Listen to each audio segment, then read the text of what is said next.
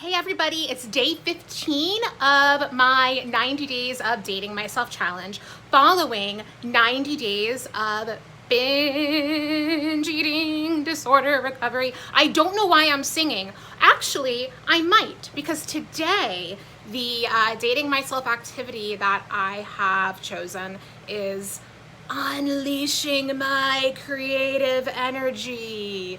So maybe the singing was a subconscious manifestation of that. It was not planned, I can tell you that. But anyway, so the reason why I chose that as a dating myself activity is because one of the things that really attracts me to other people, both friendship wise and romantic wise, is people who are like not afraid to embrace their creativity. I consider myself a very creative person, yet I also consider myself somebody who tends to get very caught up in other details in daily life and like neglect my creative side. So I've always kind of greatly admired people who kind of like take time out to embrace their own creativity, you know, their own creative hobbies, and people that take kinds of a creative problem solving approach to life in general. So the reason why including this in my dating challenge is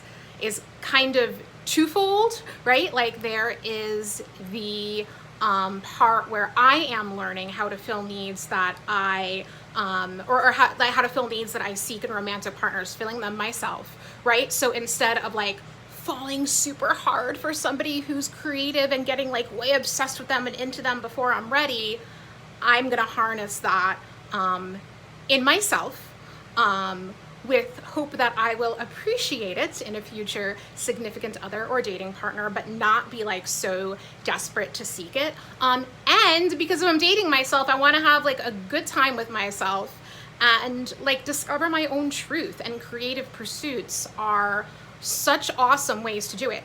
I think it's also really related to binge eating recovery also, because I think that these creative habits that I have, especially writing, which is probably, I think creative writing is probably like my top like creative habit of all time. I've been creative writing since I was 7. No, seriously, I wrote short stories when I was 7. They were pretty cute. I was pretty good for a 7-year-old. Anyway, yeah, so I think creative writing especially, you know, I think is also tied into the binge eating recovery, because it's a way of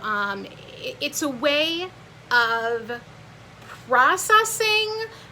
It's a way of processing emotions, letting off steam, meeting truth. And a lot of binges that I had in the past, there was a lot of like pent up emotion behind it that wasn't released. And like I released it in the way of a binge, which was escape and like a way to like kind of lash out on myself in a way.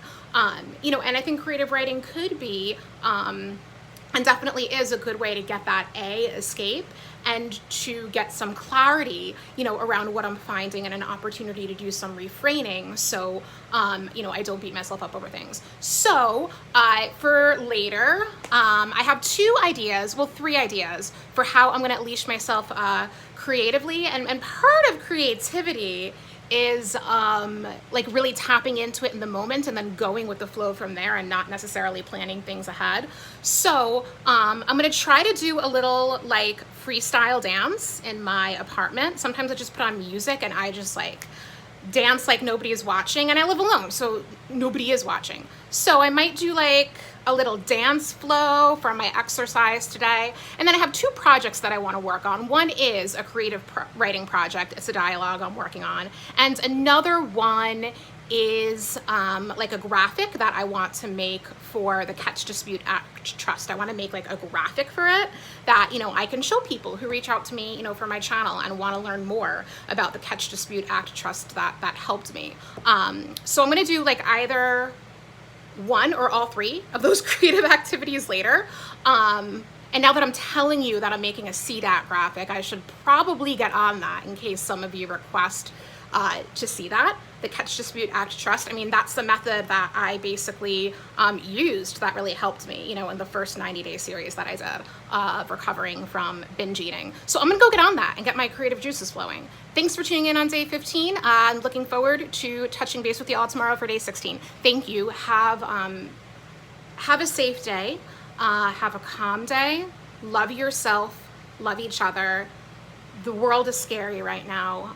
We all need more love and self-compassion going around. So I will leave it at that, and I look forward to communicating with you all soon. May peace be with you.